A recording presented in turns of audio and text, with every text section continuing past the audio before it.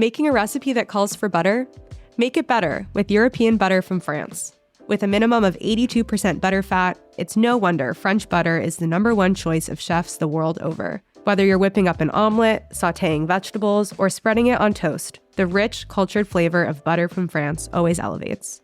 Be sure to look for Made in France on the label. And for recipes, tips, and tricks, go to tasteeurope.com.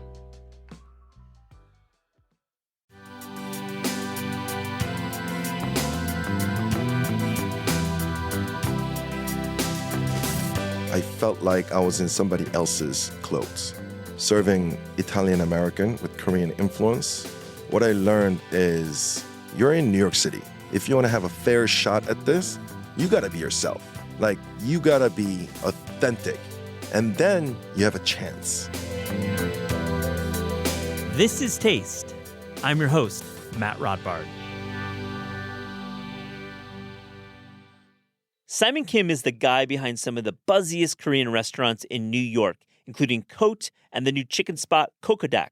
Simon and I go way back, and this conversation covers Simon's rise through the restaurant ranks, having worked for Jean-Georges and Thomas Keller before debuting in New York City with the stunning Piora in 2013.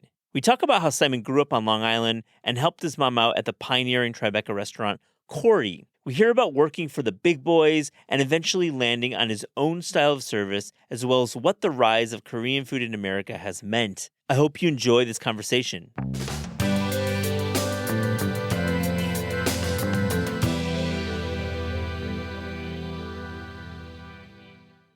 Simon Kim, welcome to This Is Taste. How are you, my friend? Matt, it's been a long time coming. So happy to be here. Much love. I love it. We've shared meals, we've shared stages. You've never been on the podcast, so my first time, and I'm a huge fan of you. Your book, Thanks. your love for our culture, Korean culture and food, and you sharing this with the rest of the country in the United States. It really means a lot, and I'm really grateful. Thanks, Simon. I really appreciate you saying that. I mean, it's just a love of what you do and many Korean American chefs and restaurant folks, and just I've been inspired by your story, and I want to dig into Cote, your family's restaurant in Tribeca in the 90s.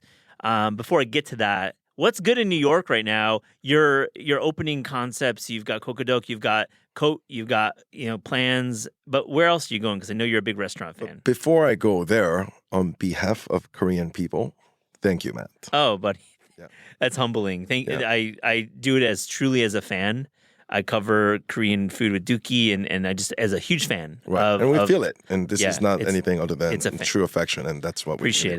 And so, my question about what's good, where you been going? I don't know. It's my time right now. It's our, we have amazing people. I have amazing business partners like Victoria James, David Shim, Chef SK, our COO, Alex. We have an amazing team. So we're ready to play. So we're obviously opening in East Side, 550 Madison. Yeah. That is going to be like the crown jewel of our company. So we're really working hard towards building the best version of that. But we just opened Coqodaq and Singapore. So lots of excitement, but we're very focused. Wait, you opened Coqodaq in Singapore? We opened Cote. Oh, Cote in Singapore. Yeah. Right. You opened Coqodaq in New York, and we'll get to that. Yeah, I mean, so many cool plans. I mean, the East Side expansion is going to be amazing. Do you have any time to go to other restaurants that aren't part of your group? Definitely. I mean, I need to stay inspired, and New York City has so many amazing restaurants, and I feel like this year a lot of exciting things are really opening. So I'm very excited. I've yet to go to San Sabino. Yeah. I love Donna and you guys. Definitely. Can't wait. I'm going there on Monday. I can't wait. I might join you. Yeah, let's roll. I love it. Yeah. San Sabino's cool. Have you been down to Ari in the East Village? I've not yet. I love Busan and I love the seafood there. So I heard so many great things, but I didn't get a chance to go. Ari is good? It's good. I mean, they've got like 3 or 4 like just standout dishes. The albap with the uni cream. They've got this incredible ganjang salad that just has a really nice style of ganjang salad. Like the ganjang dressing is special. There's something else going on. These aren't your restaurants. Let's get into your restaurants. Yeah. But I appreciate you being game to talk about other spots, but I wanted to start the conversation about Cote, which was the restaurant your folks ran in Tribeca. It opened in 1998, and you worked there as a youngin'.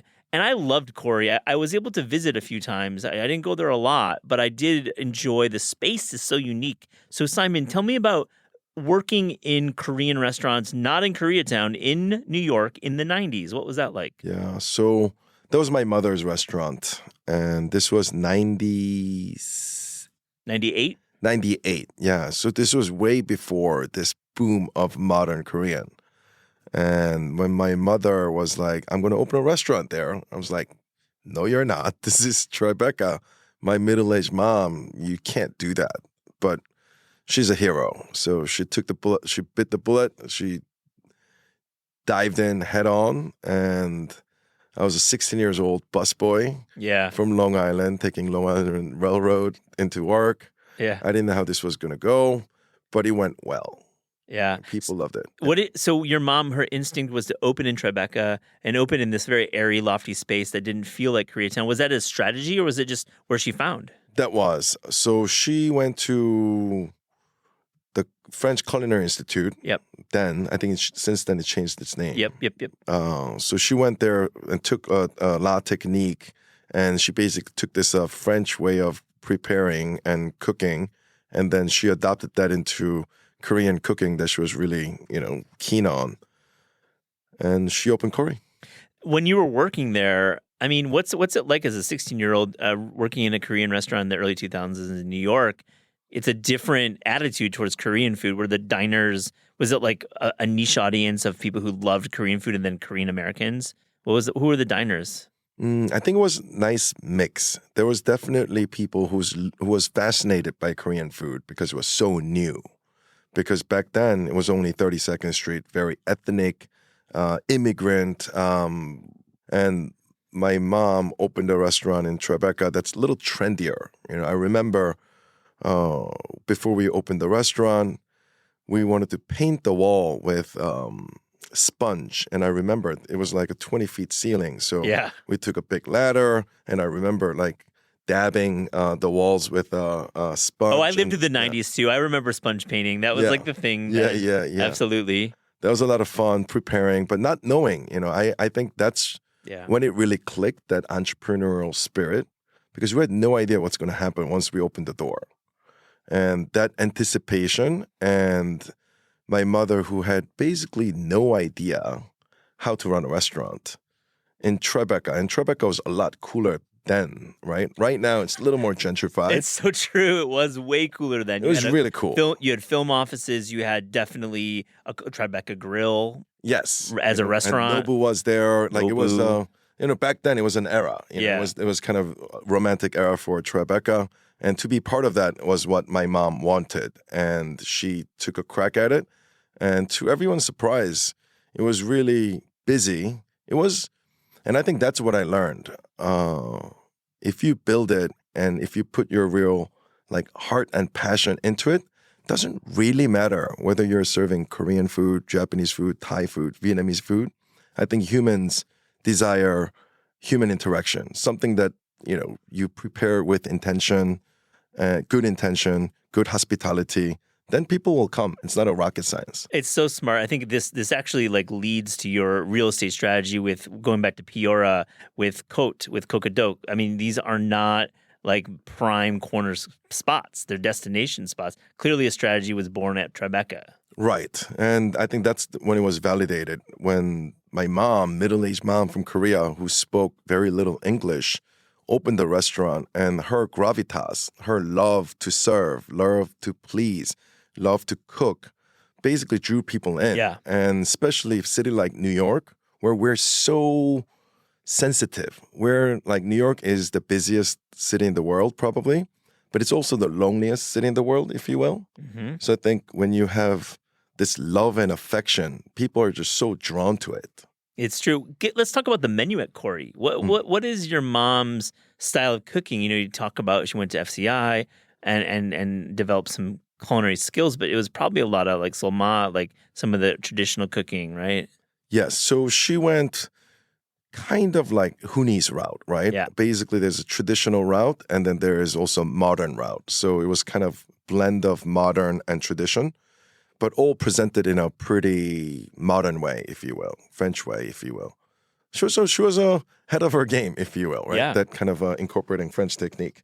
So most notable one was tuna tartare and tubu sobegi. Mm-hmm. So tuna tartare, she made this wasabi and cream cheese soy sauce dressing with tuna and seaweed salad and Asian pear and black sesame garnish. It was really like the cream cheese, that richness on lean tuna with wasabi kick. And I think there was a green wasabi tobiko. Oh, I right love on. that stuff. Old school stuff. 90s, baby. Baby, and this is like the Philly roll version of the Philly roll, but yeah. doing it in that Korean style with some of the, the technique there. And then the Asian pear definitely had that kind of cooling sweetness. It was really nice. The other one was tubu sobegi. So she took like this rectangle of tofu. She cut it in half and hollowed out the middle and filled that with diced like mushroom and different vegetables, and then tied it together with a chive. Yeah. And then deep fried it in a panko crust. And I forgot what the dressing was, but it was very innovative, and it was really kind of probably like a sweeter, lighter, maybe like a citrus. I'm just like riffing. Maybe. I think so. I think like kind of like soy saucy, citrusy. Yuzu, cha, yeah. Yes. But of course, she had the traditional sundubu with seafood, as well as kalbi. That was obviously 16-year-old's favorite food. Is always completely. kalbi. It's a 43-year-old's for me too. Yeah. I mean, I love kalbi. Come on. I actually remember one cool night. So I was eating at Cote, very hungry, and I was gnawing on the bone, and then I pulled it. And the bone fell off, and the plate actually shattered into two pieces. I don't know. It's a silly thing. That showed how hungry you were at that point. Yeah, Corey. And when did it close? Like 2010 to go later? I think my mother sold that business in middle of 2000. Oh, okay. I think we had it for about 10 years, and then we sold the business. I see. Well, I want to hear a little bit about back in Long Island growing up. What's food like in your household? Are you eating mostly Korean food, or are you kind of blending it as a Korean American? So it's ironic. So my family was all about food. My father was a huge introvert, so he never asked me, how's school? How are you doing? I love you. Let's go hiking. It was more along the lines of like, is this steak cooked perfect? Is this seasoned well? He was a little bit of a, if I was my mother, I would definitely call him a little bit of an asshole. So critical. You're being generous to your father. Yes, exactly. Yep. But that being said, every childhood memory that I have is circles around food. A vacation that I went, a graduation, a birthday. It was all about the food. That's what I benchmark all of my memories with. So naturally, Mom loved cooking. She knew how important the food was to her husband and children. So she cooked her heart out every time. She took many classes, and she was one of those person that just cooks deliciously. If she cooks scrambled egg, it was just better than a lot of other scrambled eggs. She had that intuition. Right? Exactly. Yeah. She had that. And so I remember my mom took it upon herself to really please the family. So during the weekend, it was a huge breakfast, and all my friends from Korea always wanted to sleep over at my place because she would prepare this picturesque, this was in Korea in the 80s. She would cook like 4 different types of cereal, a pancake, eggs, bacon, orange juice, Western style. For breakfast and brunch, right? She would do that. So everyone wanted to sleep over because it was like very picturesque, and in 80s in Korea, that's not necessarily very common. And for dinner, she would cook like everything from Japanese sashimi to temaki hand roll nights to my favorite was pork short ribs that are 돼지갈비. 돼지갈비, yeah. Yeah, but like with soy sauce and caramelized onion. Basically, if you can think of it, she can make it. Yeah. And she would take the recipe. And the saddest part of this is when she opened Cory, that's when everything stopped. Right. She had to focus. She's cooking for her job. As a son who loved her cooking, I am in distraught that Corey should not have happened for my personal eating purposes. I mean, it's the truth. It took away from some of your childhood. Maybe she wasn't making gums and tongue for you at home, but you could have it at Corey. Correct. You put it on there. Well, your career, when you entered the restaurant world, you clearly just went all in. I mean, you hustled. You worked it with John George and Thomas Keller. I just had John George on the show, and we talked about Matsujin, which you worked at. Let me ask you just first, what was that like? John George and I were kind of reflecting on how this was a restaurant ahead of its time. What was your role there?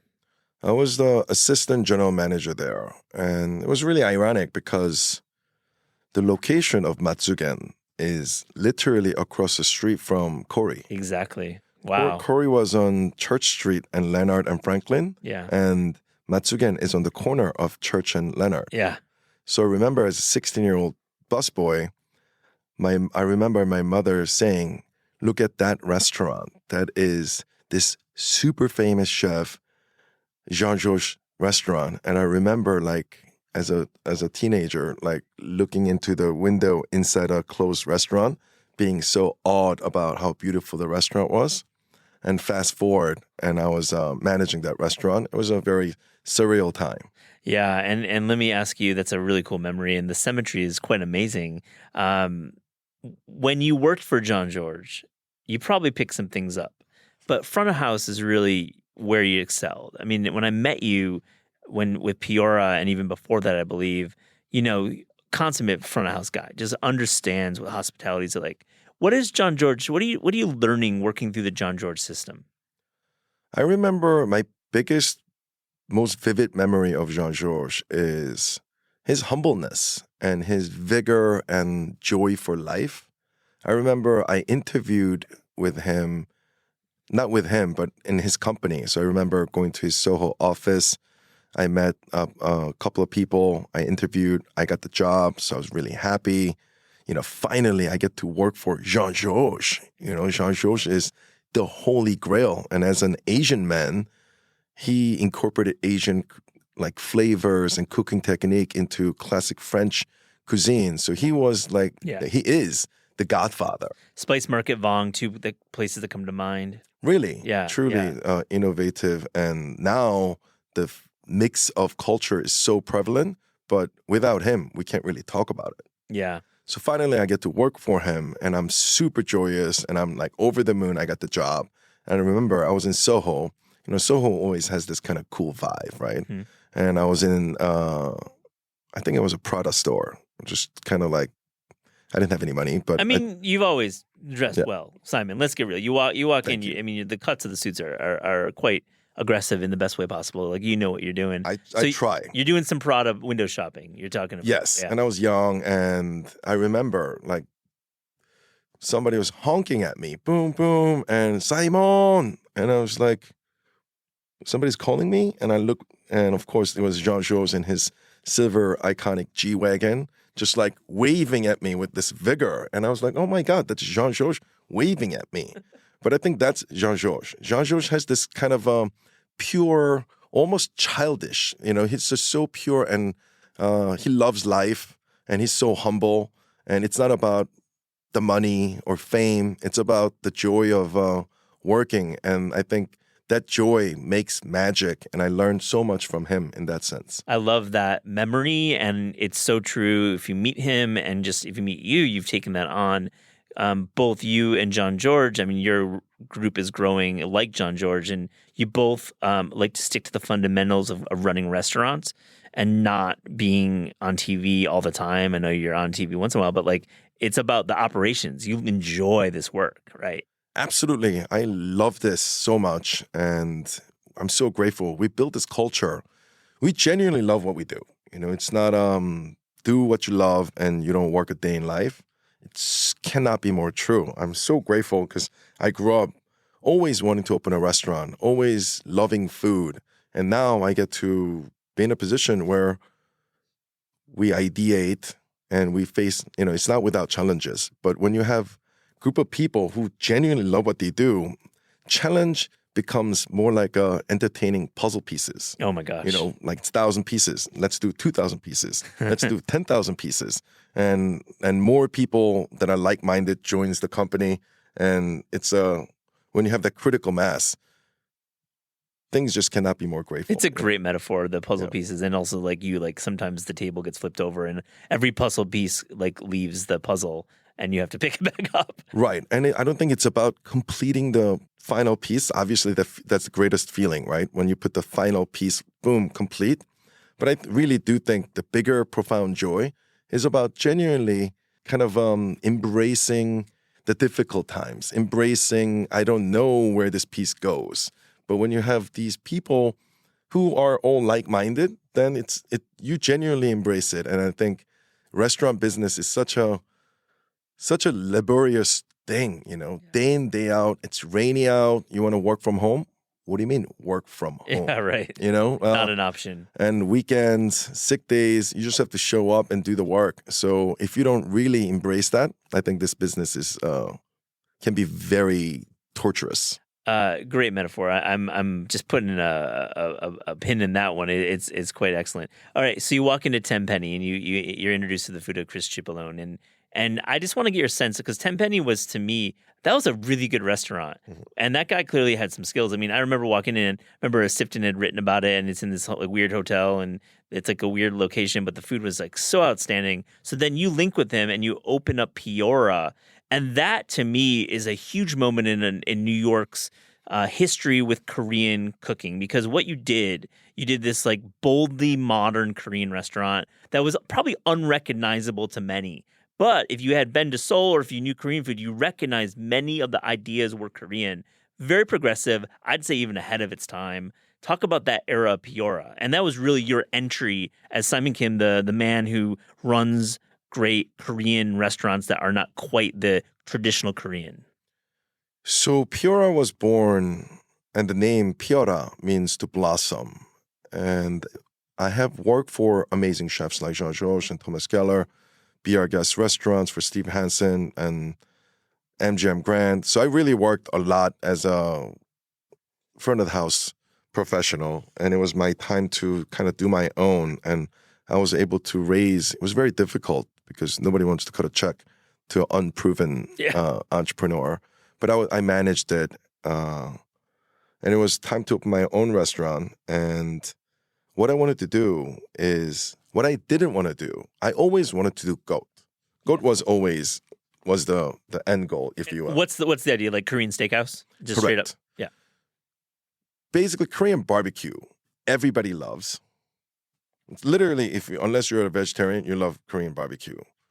But my dad was not necessarily a big fan of Korean barbecue. He liked a little more of a bougier, refined, fine dining aspect. He was like Ruth Chris guy. He wasn't like a Chorongo guy. He was, or maybe more like Mapo barbecue. He was more like Jean Georges guy. Got it. Yes. So he liked that kind of white tablecloth thing. So growing up as his son and growing up as a child who loved Korean barbecue because it's so much fun. It's rambunctious. You can scream. You can like big music. Everybody's having such a great time. And it's such a stimulation overload. Meat is grilling. Music is loud. People are like shouting and people are toasting. And there's this kind of innate vigor that Korean barbecue has. But growing up in my family household, I wanted to incorporate what would be the unique angle, and that was Cote, right? Basically, you can have all the fun in the world, but you can have the best ingredient in the world, the best beef, best wine list, great caviar, like whatever, or an amazing cocktail and killer speaker and amazing music list, and you have the best of both worlds. So that was the end goal. So how do I get there? I wanted to do something that is not very blatantly Korean. Mm-hmm. I guess having worked, other than Korea, I never really worked at a Korean restaurant. Yeah. And I wanted to really prove it to myself and to the city that I love that I can play non-Korean as good as anybody else. Yeah. I think that was my kind of... you didn't want to like go, and this is an era when Korean cuisine was being placed in a box, and You didn't want to be in that box. You wanted to be respected by Michelin Guide, by the New York Times, by World's 50 Best, essentially. And at that time, when you were opening Peoria, there wasn't Korean restaurant on people's radar. I mean, John Chick was probably the only one, but that was I think you were probably around that same time. We opened in 2013. So, yeah. So when you open in 2013, Peoria happens. Response is you had allies. People love that. I love the restaurant. It was tremendous. Yeah. When do you start thinking about Cote, and when do you open Cote, and how do you transition into this fully formed Korean steakhouse? So the idea of Cote, the idea of Korean steakhouse, the idea of elevated Korean barbecue that I wanted to do was incepted way before Peoria. I'm talking about when I was working for Jean-Georges. I talked to my chef, Chef SK, who's my business partner now for Coqodaq. I told him my dream is to open up the sickest Korean barbecue restaurant in the world. So I feel like I've been brewing that for at least 9 to 11 years before I open Cote. I mean, I talked to you about it when you were opening Peoria. I remember talking about this idea of the steakhouse, and you bring in Victoria James. You start doing panchan in your way, but you're charging more. You're not in Koreatown. You're in more the Flatiron. You've got this amazing wine list. You've got a vibe that's hip hop and loud music. You've got a lot of people introduced to Korean cuisine who maybe weren't looking to eat Korean cuisine, but they ended up at Cote. Right. And like the thing takes off. The thing goes berserk. It's a hit. It went nuts. We opened the door and we were packed from day one. And 7 years later, we're still packed. God bless us. We struck a chord, and it was so difficult to raise capital for that restaurant. Interesting. When I said, I'm going to do a high-end Korean barbecue, people are like, not going to work. Interesting. Literally, I had such a hard time raising capital. And I had my homie, Unu. He's my partner and who helped me fundraise. I named my son after him. Oh, wow. Unu's, he's my homie. Good friend, yeah. Yeah, he was always there. I remember because I was so distraught. Like, can't raise capital. I started construction. I'm undercapitalized. I'm stressed. I remember because I had really low self-esteem because it was just really tough. And I remember Unu sending me L.O. Black's I'm the Man. Oh, yeah, right. So he made me listen to that song every day. And I listened to it just to pick myself up. And it was really, really treacherous because I was underfunded. Construction had started. And I didn't have money to pay for construction. So I had to raise capital as it goes. It was really dark times. And so grateful. The moment we opened the door, it just kind of popped. So how does that happen? Like, how do you articulate this vision? Or is it just word of mouth? You enter the space, your panchan is unique. You've got these cuts of meat that are unique. It's not a high-end Korean barbecue. It is something fully different. What I learned from Peoria had a Michelin star, was very successful, critically acclaimed, but I couldn't make any money. And also, I felt like I was in somebody else's clothes, serving Italian-American with Korean influence. What I learned is you're in New York City, the fucking capital of the world. If you want to have a fair shot at this, you got to be yourself. You got to be authentic. And then you have a chance. That doesn't get you to win. No. That you have a now chance at getting in the ring and putting your head in the ring. So that was the vision. Goat is kind of precisely who I am. I'm a carnivore. I'm Korean and I'm American. And as much as people shit on Peter Luger's, I love Peter Luger's. Not here. Yeah. We love Peter Luger's. I love Peter Luger. We love that family. They've been on the podcast. I do not shit on Peter Luger's. Yeah. Those people who do, they can fuck themselves because that place is really good. I cannot agree more. And also, I feel like Peter Luger, David is a good friend of mine, Bernstein's. I respect that restaurant so much. And people who need to shit on other places to elevate themselves, I feel remorse about them. Yeah. Anyways, you and I got a little real there. We're gonna keep it in though. We're keeping this edit in because we got Peter Luger's back. We got No, that I back. totally. And also, it's about nostalgia. It's about sports team. Like, it's not about like anything other than like I Totally. believe in it and I root Yeah, for him, and yeah, like you can go fuck yeah. themselves. Anyways, No, totally. but Cote is authentically me. I'm Korean and I'm American.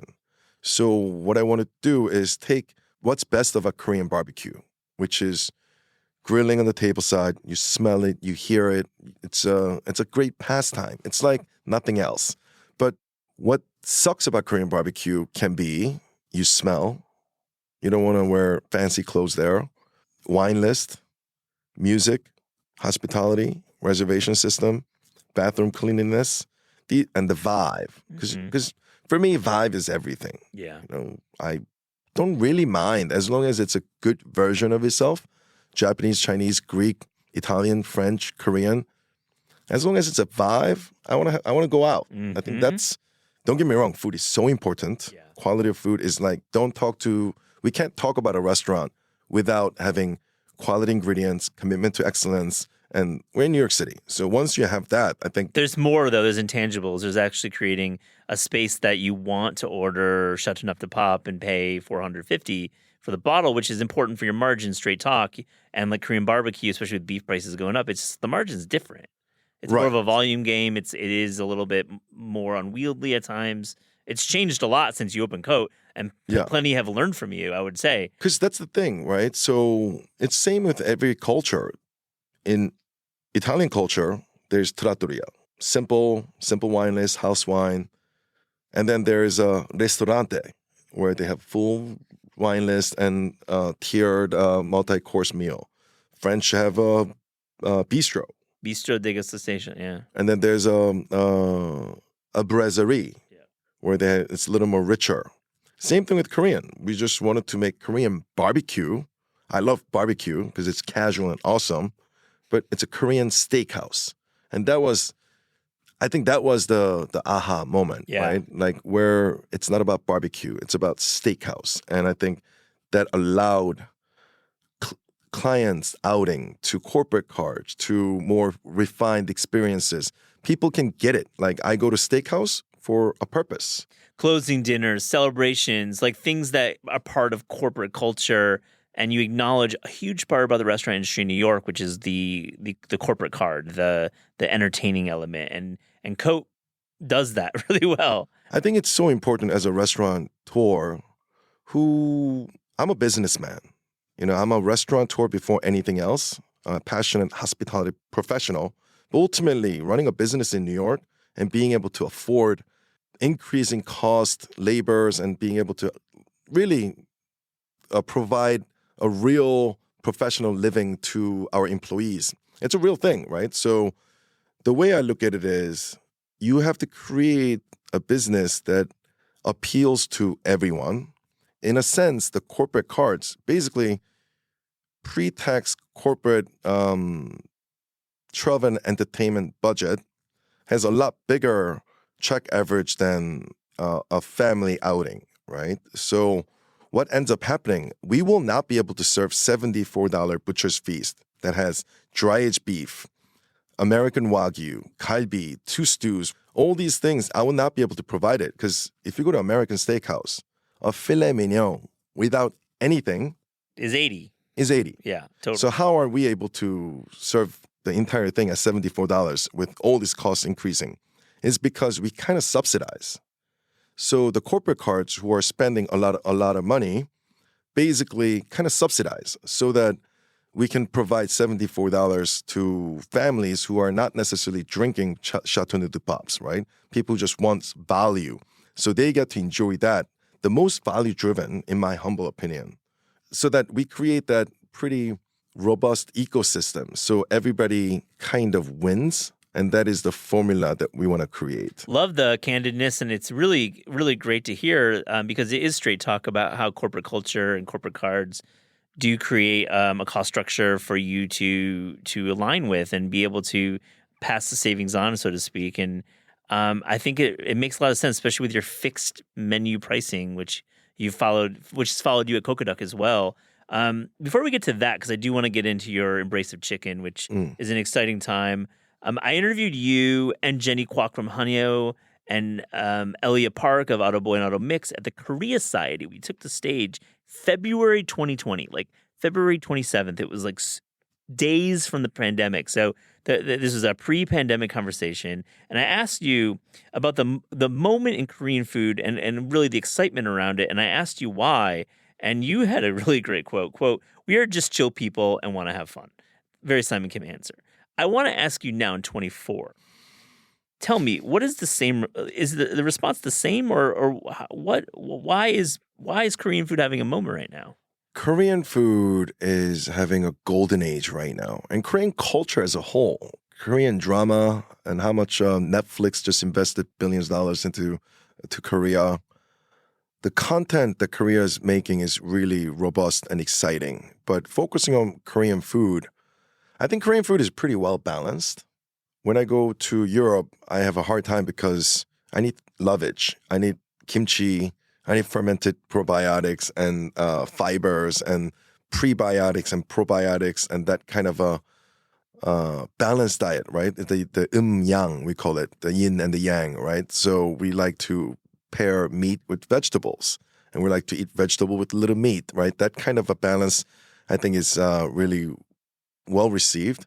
And fermentation, the probiotics, and the science behind healthy eating, gut biome, all those things are good.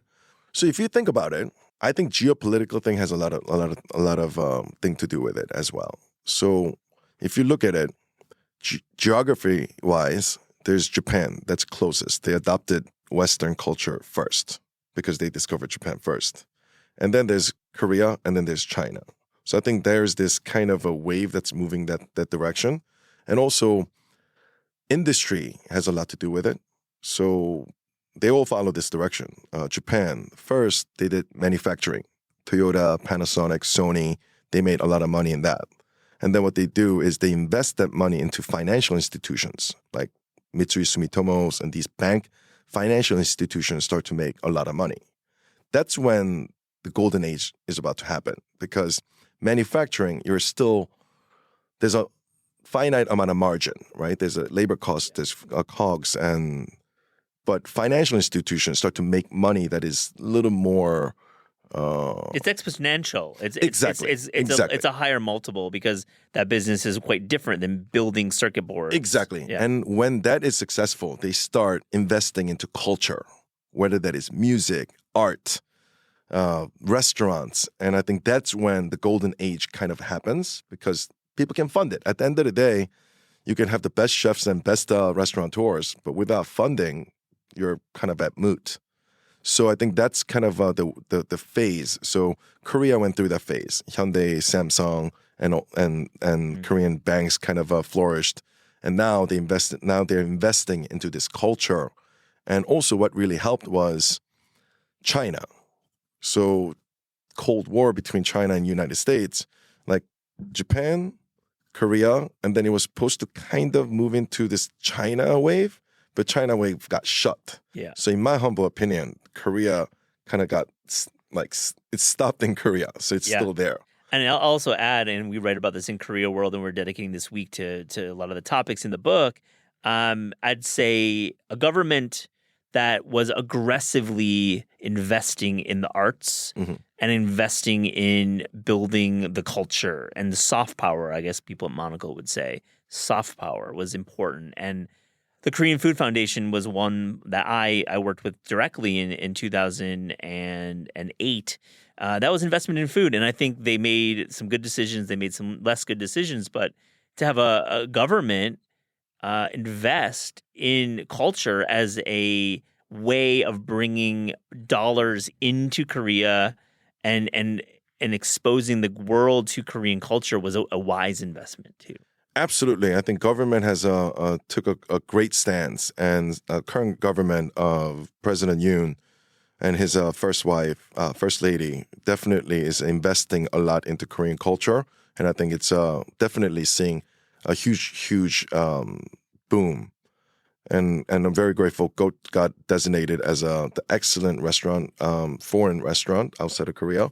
So I think those kind of recognition definitely gives us, the international players, kind of a little boost of Yeah. confidence and appreciation from the motherland, which is so important because my parents are there. When I get written up in New York Times, that's a great thing. But when I get written up in Korean newspaper, my Yeah. parents are so delighted. It's actually pretty funny. I love to hear that. And it's cool that you talk about the geopolitics. I think you really said some smart things, and it's sometimes hard to weave politics and food together. But thank you for doing that, Simon. Yeah, my pleasure. So there's definitely that geopolitical kind of a geographical influence. But also, if you look at more qualitatively, Korea has been in wars, invasions, colonization.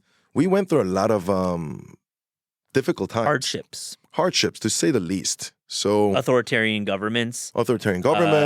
Student murder. I mean, like crazy stuff. Like the Gwangju massacre, which I read about in Koreaworld, right, is a big, terrible part of in Korean history and traumatic. Exactly. And during imperialism and dictatorship, a culture cannot flourish, right? Culture is one of the most beautiful thing, right? It's like flower. It only blossoms when everything goes right. And even if it doesn't, like there's this, basically Koreans, we call it Han. Yep. This generational angst, right? Because we wanted our culture to flourish, but it's very difficult when we're getting bombed, we're getting invaded, and there's a force that's trying to weed out our culture like purposefully. So I think we have this resilience and that built up desire to flourish. And finally, we've had this peace after Korean War and now that desire to flourish is what we're seeing, and this is our chance, this is our shot, and everybody's coming together to flourish our flower more beautifully. I love it. More metaphors. You're just nailing these metaphors. And I just want to add quickly, the scale of it all needs to be addressed. And I mention as much as I can. It's a country of 50 million people. Talk about the way 50 million people inspire and influence global economies, global culture. I mean, it's amazing to think about a culture that has had war in its recent history, has had colonization in its recent history, and the adversity the Koreans have overcome, and not just overcome, have won and thrived. Big part of the story here. Absolutely. Let's talk about chicken. What a segue. I mean, I feel like it's we could go in many directions. I wonder, how did you realize that fried chicken was something that you wanted to take on and kind of rethink and recalibrate? Because, what you're doing at Coqodaq is really interesting as an operator. The cost structure we'll get into. Culinary, I mean, you're making the McNuggets of our dreams. I mean, let's be honest, that's what they are. But you're doing some real cool things with a food that like Americans know. The idea came pretty simple. So after Cote, David Shem, Chef SK, we finished work. We're like, let's go eat, because we're always hungry after a restaurant job. So we wanted to go out. We go to K-Town. We love fried chicken. Korean fried chicken with beer is just such a fun thing, especially after handling so much beef every day. So we're always looking for some alternative to beef. Sushi, chicken, pork are some of the things that we really enjoyed. But I'm also my father's son, so I'm pretty critical about what I put into my body. I can enjoy anything, but like to consistently get into it, I need high quality ingredients, right? Because as much as I love Popeyes, like I love just diving into that carnal joy, the buttered biscuit. Oh my God. It's with the best jelly. biscuit in the world, man. Oh my God, it's Truly, so good. Popeye's biscuit is I wonder what's in it though. Yeah, we don't need to go there. But see, exactly. But like, we don't need to go there, but I kind of do care, right? I have 2 children and I love this joy of sharing food. I think that is the most joyful time for me. Like being able to share food with your loved ones. It's literally the biggest and only joy that I can really think of, So if that is the case, I can't do that with food that is actively bad for you. That animal was raised with ill intent to raise faster, unhealthy, doesn't matter. You create ingredients and oils, seed oils that are known to be inflammatory. GMO flours. These things are just intentionally bad. And I just couldn't find alternative to that's really joyful too, because it's not about this healthy food. It's about this joy of enjoying amazing fried chicken, but that also happens to not have all these negative quality to it. And I couldn't find that. So we did it ourselves. Yeah, I mean, the culinary invention at Coqodaq and like, you know, the menu itself is fixed. You can do add-ons. Same idea as Cote. You can have a really nice bottle. You can have a bunch of cocktails. But you can also get in there and in and out in an affordable way, I'd say. Man, I want to also talk about that authentic storytelling aspect. Yeah. Because it's so important for me to look at something and be able to tell its story in an authentic way. Because it's about that, right? Restaurant is a story. Without the story, it's an eating and drinking establishment. Yeah, it's nourishment, that's it. Right, and what we want is create a brand. And what made sense was, so I always thought if everybody loves chicken, like Americans love chicken. Yeah. And if you look at the meat consumption per capita, chicken has been skyrocketing like Nvidia stock price. We see it with the recipes too. Recipe search is like huge for chicken, obviously. Right, for past 60 years, it never dipped. Whereas like beef, fish, pork, that they all have been kind of like up and down. Yeah. But chicken has been soaring up. So I think that was a validating thing. But it wasn't just not about business. It was also about, because I'm Korean and American. And when I looked into fried chicken, did you know, Matt, Korea has the highest number of fried chicken restaurant per capita in the world. Simon, yes, I did know that. I know you did. Because I just went to Mom's Touch lab in Sangsu. Yeah, that's awesome. And if anyone knew, Matt knew. No, but thank you for bringing up that point. It's great. So, and I wonder why though, right? Yeah. If you think about it, Koreans didn't eat fried chicken until Korean War. Yeah. So this was a complete full circle. So GIs, the army, the soldiers during Korean War brought, because Koreans love to boil chicken and drink the soup. So it's good because Korea was a developing country. So how can I cook one chicken and share it with entire family? Samgyetang. Exactly. Yeah. Make a soup so you can all drink the soup and get satiation and enjoy a little bit of meat, if you will. But when the army came, U.S. Army came to Korea during Korean War, the GIs brought fried chicken. They're like, you know what? Let's fry chicken the way Americans do it. So Americans brought fried chicken, culture of fried chicken to Korea. We developed it. We fell in love. And now we have the highest number of fried chicken restaurant per capita in Korea. So, and there's a culture, the pickled radish, so freaking good with fried chicken. Oh, it's the perfect. I mean, it's sweet to just the right level, and then it has sour at the low note. If we're talking about like music, right. It's like high note is sweet, low note is sour, and the crunchness of it, the cold temperature, the texture. It's almost familiar because fried chicken is kind of crispy and the mou is crispy, but it's watery, kind of like the sweet vinegar washes off the residual fat that the chicken had, so you can eat more chicken. Everyone knows you need a pickle with a fried chicken sandwich. So, I mean, truly, it's the Korean version of the pickle. Yeah. And Koreans kind of added this their own flavor into what they adopted from America. So what I wanted to do is bring that and marry that with American fried chicken and create, once again, just like Cote, it's a New York moment, right? It's basically, it's pretty complex, but it's pretty simple. Like Americans bring it to Korea. I bring it back from Korea to America with addition of our own flavors. Let's talk about the concept. I mean, walk us through the way it works. I went there recently, and I'll tell you about my meal, but people were lining up. Yeah. Like lining up before everyone had a reservation. I know. People were lining up to even like with reservations. So that's a nice sign. So we have actually seatings in the front. We have about 20-something seats in the front that we don't take reservations for. Oh, right, and those are the walk-ins. As well as, I believe, how many seats do I have at the bar? 18 seats at the bar. So we have about 38 seats that first come, first serve. And there's nothing that I'm more grateful for than people lining up. You know, it's like such a surreal moment. I saw on Instagram that your bartenders, who were great, by the way, I ate at the bar solo. It was really fun. They brought out drinks for the people waiting in line. I thought that was a nice touch good hospitality. That's your style. Once again, I'm so grateful for my team. Yeah. I don't ask them to do that. They just take it upon It's a themselves. culture. It's a culture thing. It's like John George. Back Yeah. to your original days. It's taking care of it. So how am I dining at Coqodaq? Because I think it's, to the general consumer, it's like a little bit of a mystery still. It's such a new restaurant. Yeah. So dining at Coqodaq, number one, is going to be a hell of a good time. I think that's the most important thing.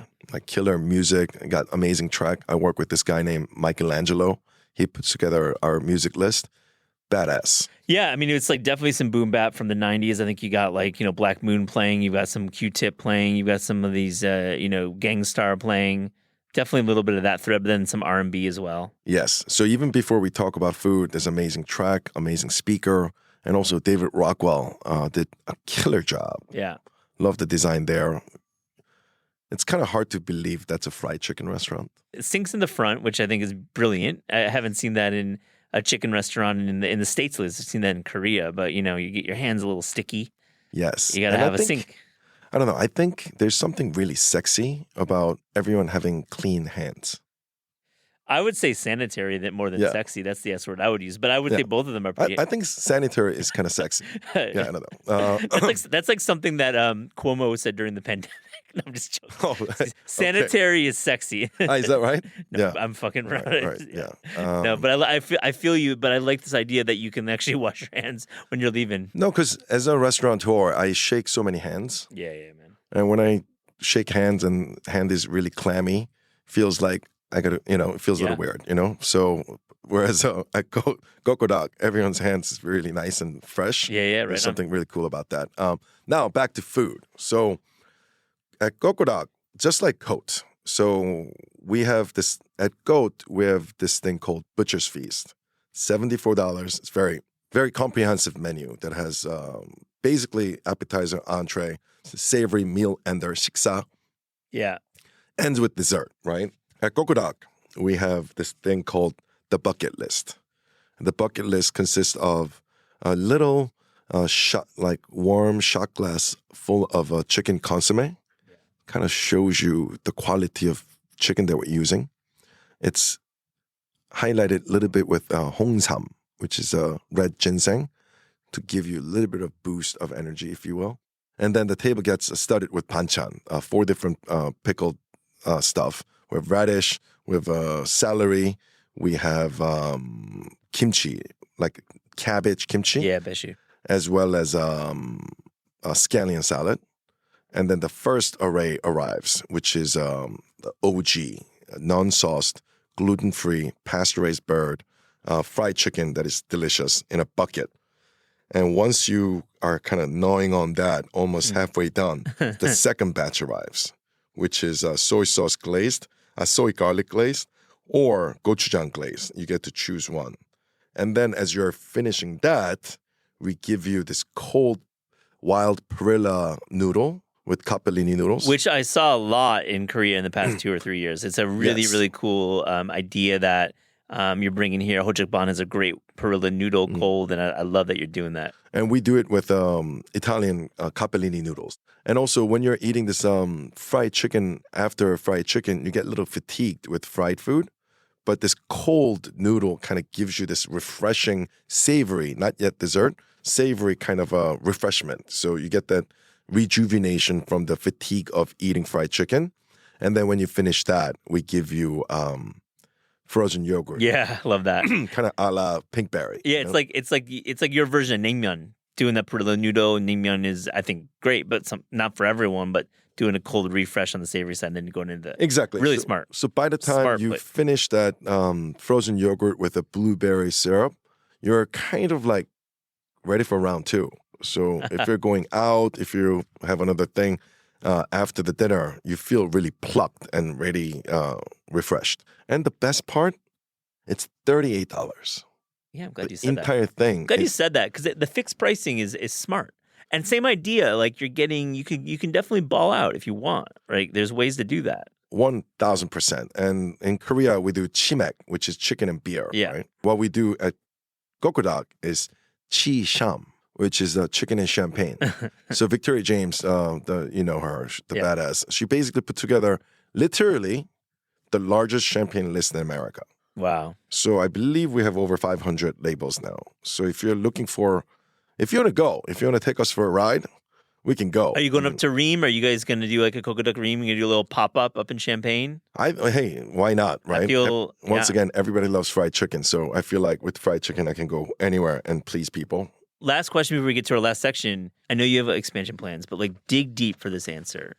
What, Simon, is the concept, the Korean concept, the Simon Kim concept of your dreams? What is that restaurant that you will one day do, maybe in 10 years? But what is the dream? Honestly, I'm so grateful that I'm living my dream. I feel okay. Yeah, because I feel like Cote and Coqodaq are my dreams, and now I'm living that. So doing that, but I think there's endless things that I want to do. I feel like there's a seafood concept I want to do. I think you know what I'm talking about. I think which is lacking in New York. Hue, right? Yeah, man. Because we all know about sushi and sashimi, but I think there's a huge discovery to be had for the seafood. So Can I just jump in about Hue? I feel it's such a cool idea and concept that is challenging for Americans because of chojang. right, Because of the red, the crimson sauce with vinegar. I love it. yeah, I mean, Huni did a great Hue at Hanjan. That Right. was amazing. I'd love to see you rise to that occasion because I feel Hue has not had its moment in New York yet. On This Is Taste, we ask guests about their discerning taste. So to close this interview, here's a little rapid fire, fast and furious taste check. Are you ready? yes, The best fruit, watermelon, the worst vegetable. eggplant. Why? It just doesn't jive with me. I mean, eggplant parm I love that. But other than that, eggplant is just kind of like, Skin stuff. yeah, It's a tough hang. yeah. Agree fully. The best dessert. Pavlova or baklava? We're having a pavlova moment in America right now. I love pavlova. It's good when it's good.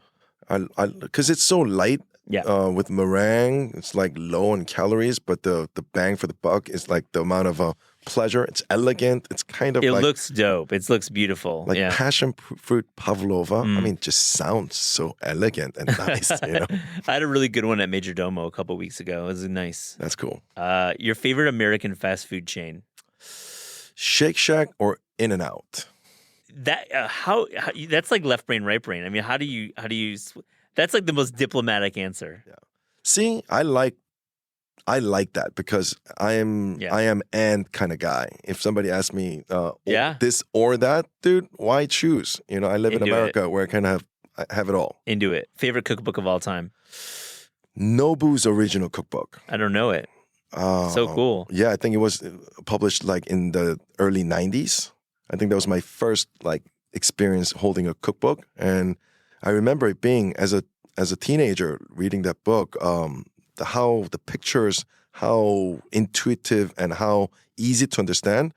I think I can make that miso cod from that moment. That's incredible that you say that dish. I love that dish. I love that dish. I mean, that dish has been copied. It's been copied like 1 million times. It's like pavlova. Once you make it, like it's a classic. I love it. Okay, a favorite New York City restaurant that you do not own or operate?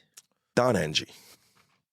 Cool. Yeah, cool I answer. love Scott's the sourdough pasta with chicken and olive.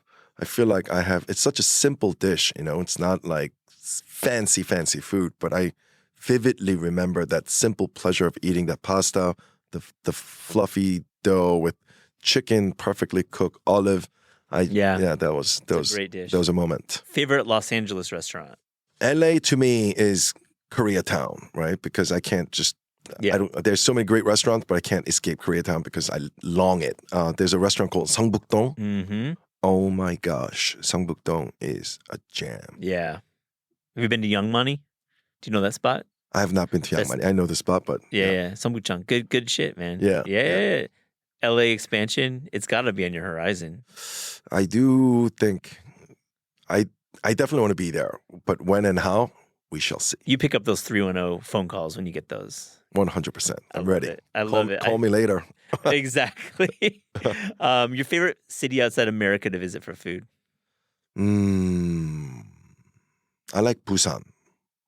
Busan is the second city of Seoul. It's port city. The seafood there, the hue, is epic. But everything, even galbi. There's Haeundae Amso galbi, which is fantastic. That's going through renovation. Bobby from Yoon's in New York. That's his family business. So I'm excited for that renovation. But 자갈치 시장 is the big market there. Yeah, those restaurants upstairs. You get the fish down. Yes. You go up there, catch it. And Busan has this kind of like Miami vibe. Interesting. People are a little more like they got gold chains and people are just a little more animated. Port Town. I love Port Town. Big film festival there. I mean, it has an artistic community. Busan's it's beautiful too. It's like around the ocean. Seoul, just like first cities, like even New York, Madrid compared to Barcelona, I think Barcelona has a little more romance, right? There's a little more romance. Like the first city is always like go, go, go, go. Whereas Busan has this kind of like beach town. It's like South Beach. It's fun. Nightlife is fun. The food stalls and huetjip. It's just good times. Yeah, Huejip is definitely more of a party town. Busan and, of course, Tokyo. Love those choices. Last question, your favorite sandwich? My favorite sandwich. I think it's, I grew up in Long Island, so I love Long Island deli. It's like a roll, peppered turkey, Swiss cheese, lettuce, tomato, honey mustard. Plot twist. I like that. Yeah. I like honey mustard a lot. Me too. What kind of roll? Just like a poppy seeds. Poppy like roll. Yeah. Making me hungry. I love it. What a great chat. Thank you, Simon Kim, for joining This Is Taste. Matt, much, much love, and thanks for having me.